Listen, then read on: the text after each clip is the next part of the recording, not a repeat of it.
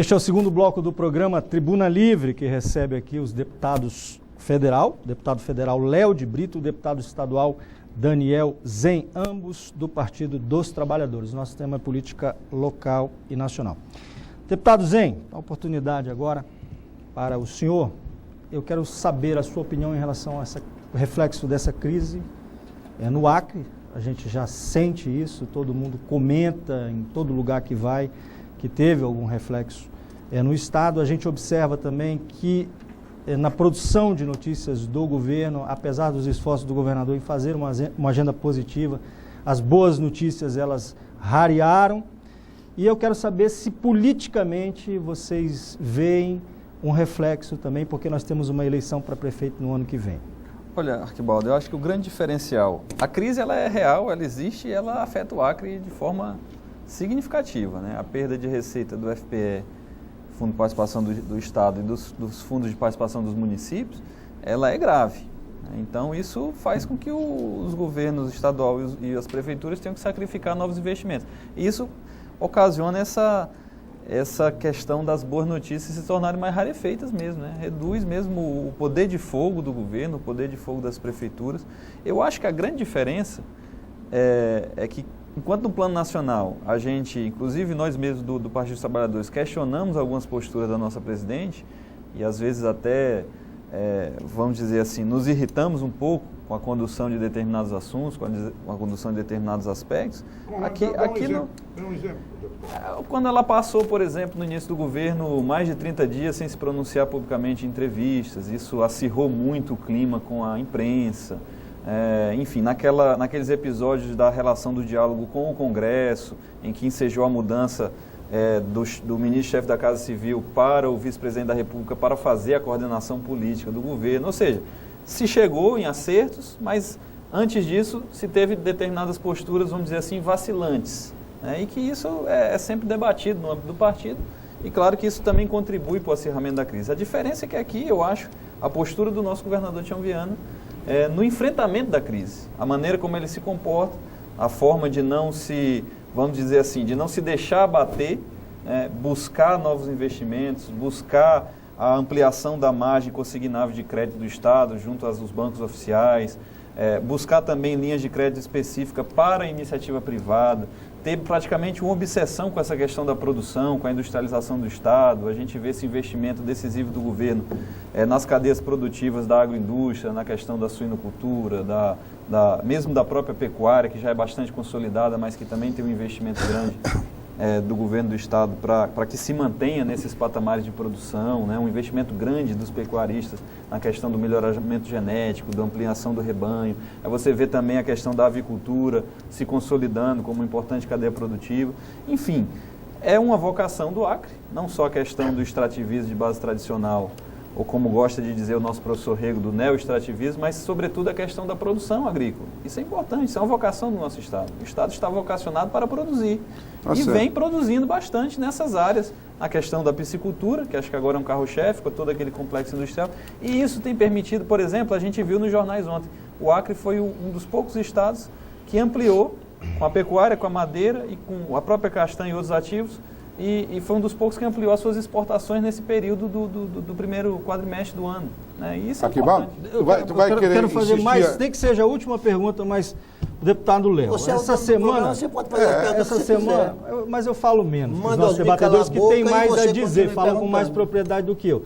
Léo, essa semana o presidente Lula disse que o PT perdeu a utopia, que os companheiros só querem cargo, emprego e saber de se eleger. Essa crítica vale para os petistas acreanos?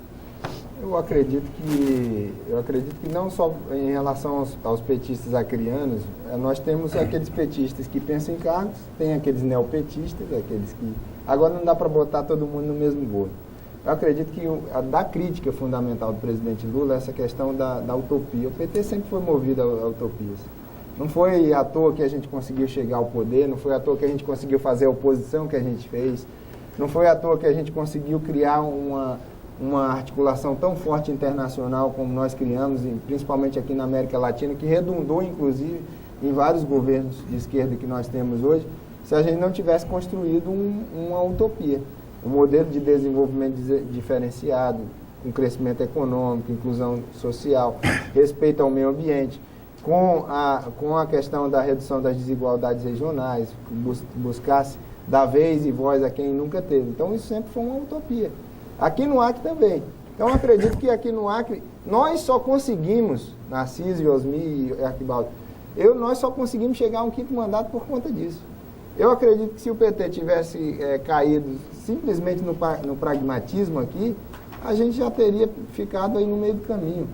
E quando a gente vê essa renovação, inclusive, que essa renovação não só das ideias acontece, mas também de lideranças, como o Marcos Alexandre, que renova também essas utopias, por exemplo, de a gente poder fazer do dia a dia de uma prefeitura coisas diferentes, como o Marcos hoje trabalha temas atuais, como a mobilidade urbana, um prefeito que está presente nas comunidades, conversa olho a olho com o cidadão, né, busca, como um servidor exemplar, está sempre resolvendo os problemas, porque para mim não tem nada pior num projeto político do que o comodismo. E eu acredito que o Lula está chamando a atenção exatamente sobre isso. É sobre isso que o Lula está chamando a atenção. Porque como é que pode um partido que a gente vendia camiseta para fazer campanha, né, um partido que sempre sobreviveu por conta das doações de seus filiados, e aí teve que entrar em esquema de empresa, essas coisas. Então, o Lula tá chamando a atenção exatamente para isso. Precisamos de novas ideias, de novas utopias. Precisamos atuar com o pé no chão e com renovação. Ele fala, inclusive, sobre a questão da renovação. Olha, eu acho que você, como deputado federal, nós precisamos conversar um pouco sobre reforma política, que vocês aprovaram no primeiro turno na Câmara dos Deputados. Vocês aprovaram praticamente umas 10 mudanças. Mas nenhuma, no meu ponto de vista... 9 fora 0. No meu ponto de vista, quase nenhuma para mudar efetivamente esse quadro. Por exemplo, eu tinha, na minha concepção, que as 3 grandes mudanças que nós poderíamos fazer no Congresso Nacional seria a cláusula de barreira, não essa que foi aprovada, fim de coligação e o voto distrital, que era o meu sonho, né? Até porque eu sou um parlamentarista. O que foi que aconteceu, meu deputado Léo de Brito, que nós não conseguimos fazer a mudança que gostaríamos? Inclusive porque você gostaria. Essa pergunta ela é uma pergunta muito importante, porque o telespectador ele não conhece bem os bastidores de como é que acontece uma votação como essa. Hoje, o Congresso, nós temos no Congresso, na Câmara dos Deputados, nada mais, nada menos do que 28 partidos. E aí, com o PMDB ali, digamos, hegemonizando, com o presidente Eduardo Cunha, e nós tínhamos a possibilidade muito clara de não ter essa reforma aqui, não. A gente ia ter uma pior. A gente ia ter um retrocesso absoluto na reforma política, que era aprovar o distritão, que seria um sistema dos grandes artistas, das campanhas mais milionárias, né, e da infidelidade, Narciso, porque como o STF decidiu que senador, governador e prefeito, que é eleito pelo voto majoritário, ele não tem compromisso partidário, então o distritão, que previa exatamente esse sistema de majoritário de votação, ele ia criar realmente um sistema de infidelidade partidária também no parlamento. E aí a questão do financiamento empresarial, que eu já falei várias vezes e repito aqui. Nós tivemos só na última eleição 232 milhões que foram enviados para campanhas, foram doados legalmente, fora o que deve ter acontecido de Caixa 2, que acontece em campanhas, para 18 partidos que hoje têm representação no Congresso Nacional. Quem doou esses 232? As empresas que hoje estão sendo investigadas pela Operação Lava Jato. E está claro, todos os mensalões, todos esses escândalos que estão acontecendo, eles são ligados nessa relação siamesa entre empresas e governos. E o PMDB colocou de maneira muito autoritária que queria passar o distritão e passar o financiamento empresarial de campanha. E aí os partidos pequenos não foram nada burros em relação a isso, eles foram muito espertos. Eles negociaram com o PT, olha, e aí o objetivo do PT, o PT não tinha como colocar nenhuma das suas teses, inclusive algumas dessas. Distrital, nós não achamos, o próprio Churchill, que foi um dos grandes estadistas do mundo, foi vítima do sistema distrital inglês. Mas nós defendemos, por exemplo, o fim das coligações partidárias, de cláusula de barreira. E aí nós tivemos que colocar o seguinte: olha, o PT não tem como aprovar nada na reforma política das suas teses. Então, o que nós podemos fazer é evitar com que o retrocesso aconteça. E aí os partidos pequenos pegaram e negociaram com o PMDB em aprovar aquela segunda votação lá, que foi uma manobra regimental. Inclusive vocês estão considerando inconstitucional. Em troca disso, que o PMDB não apoiasse, que ia apoiar, nós íamos derrubar o fim das coligações proporcionais. Não apoiasse o fim das coligações proporcionais. E com o PT, nós vamos derrotar o distritão, mas vocês não apoiam o fim das coligações deputado Léo, proporcionais. Então, houve essa negociação. Então, infelizmente, o que aconteceu foi exatamente isso. deputado Léo, Para que a gente não tivesse um retrocesso, infelizmente, a gente teve que praticamente manter o sistema como ele está, porque seria um retrocesso deputado Léo, absoluto. você não pode me decepcionar porque eu fui seu eleitor.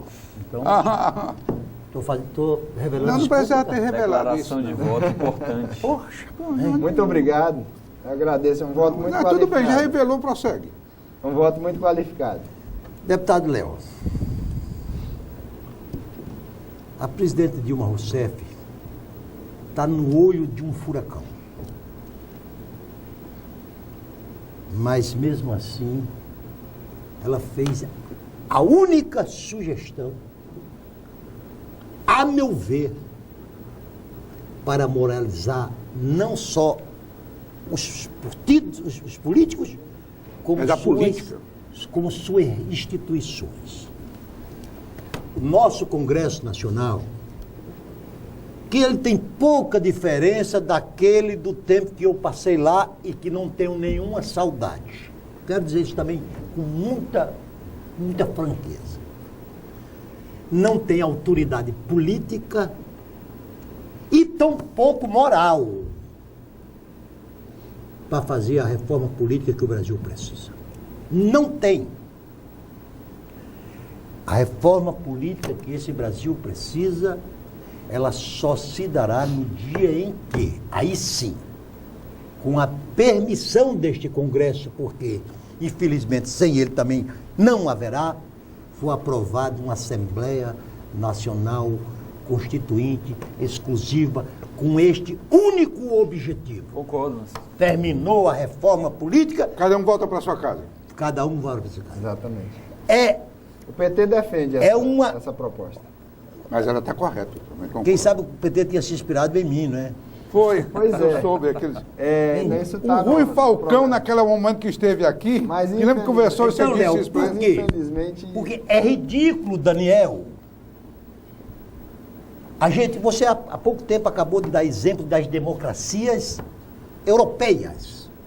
No mês passado houve eleição na Alemanha. O tradicional partido com o qual o partido da Angela Merkel fazia coligação para obter a maioria, não conseguiu obter os 5% dos votos nacionais, 5%, e, consequentemente, não manda nenhum parlamento para o Congresso alemão. Nós aprovamos uma cláusula de barreira sem vergonha, ridícula, que o partido que tiver um parlamentar, quer seja no Senado ou na Câmara, tenha direito à liderança, a fundo partidário, a tempo de televisão. Mas, Narciso, só um dia para Convenhamos. deputado Léo, hoje nós temos no Congresso Nacional 28 partidos, né? Já 29, porque agora houve a fusão de dois dos donanicos para permitir a criação do 29º partido Tá. político. Então 29. Só que todos Com eles... representação, né? Porque são mais de 35. Pois é, então 33. essa cláusula de barreira continuaria do mesmo jeito, continuaria com os 29. Ou seja, Não alteraria muda nada. Com o resultado da eleição que nós tivemos. Exatamente. Não alteraria nada. É. Se tivermos na próxima eleição, se desse o mesmo resultado, não haverá alteração. Eu quero reforçar a tese de vocês, porque é o seguinte: nós estamos criando um sistema de ingovernabilidade. E já está ingovernável. Ingovernabilidade. Ingovernabilidade. É literalmente Então, nós estamos... Você imagina uma Câmara Municipal que tem poucos vereadores, é uma coisa. Uma Assembleia Legislativa que tem 24 deputados é outra coisa. Agora, você governar com 513... Com 28 partidos? Do jeito que a gente tem, 28 partidos. E aí, infelizmente, esses oportunismos acabam graçando, inclusive do ponto de vista das negociações. Se o PMDB, para mim, eu acho que o grande vilão de tudo isso que está acontecendo foi Eduardo Cunha e o PMDB. Se eles tivessem batido o martelo, por exemplo, até da gente manter o atual sistema, mas acabando com a coligação proporcional, já era um avanço. Já era um avanço. Claro, e eles poderiam fazer isso. Mas na verdade o que eles estavam interessados, principalmente, era no financiamento empresarial, porque está caindo no Supremo. E nós, inclusive, que defendemos o financiamento público, estávamos dispostos, inclusive, a fazer o financiamento misto, metade público com fundo partidário que já existe hoje, e metade com doações individuais, que até é defendido pelo PSDB, pela Rede, pelo PPS, mas, infelizmente, o grande interesse do Eduardo Cunha, do presidente Eduardo Cunha... Mas, Léo, mas parece... Mas você acha que o Senado Federal vai alterar isso? Vai. E como é que ficaria em sendo alterado no Senado Federal? Volta para a Estaca Zero. Sim, voltaria para a Câmara e aí? Como é que surgiria esse impasse? Estaca zero. Estaca zero. São novas Se articulações. derrotar, aí é estaca zero. Estaca zero. Aí é estaca zero. Não Mas, vai ter. deputado... Agora, se houver modificações, você Só outra questãozinha do curta, processo Osmir. legislativo, Léo, aí volta para a Câmara. Para mim... Mas ainda tem um segundo... O cigarro não faz mal à saúde? Faz. Não faz? Para mim, essa briga PT-PSDB está fazendo muito mal ao Brasil. Então, você vão Eu concordo plenamente, porque eu acho que nesse caso da reforma política, eu conversei com vários parlamentares, deputado Embaçaí... Mas deixa eu lhe explicar por quê. Esticar a corda na questão do financiamento. O PSDB, de olho no financiamento privado. O PT, de olho no financiamento público. Na minha opinião, nem este é prejudicial, nem este é prejudicial. O financiamento que é prejudicial à política brasileira é o do Caixa 2. Mas, Narciso, aí tem um outro problema, viu, deputado? Em seguida eu vou ter uma pergunta de fazer. Mas depois do intervalo. Depois do intervalo? Ok. Então daqui a pouquinho a gente volta. Por favor, não saia daí.